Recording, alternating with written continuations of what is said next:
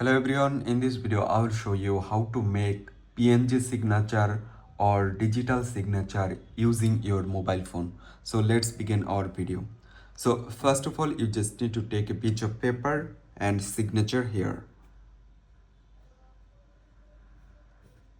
So here you can see this is my signature and I'm just going to take a picture at first.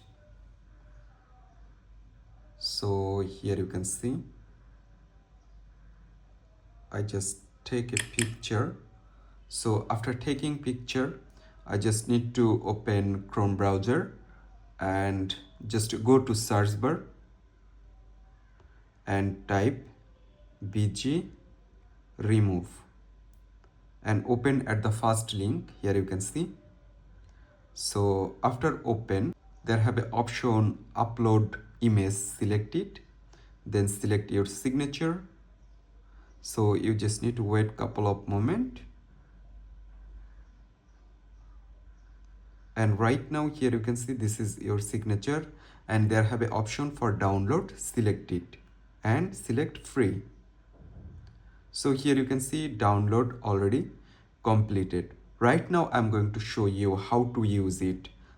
You just need to open any photo editor.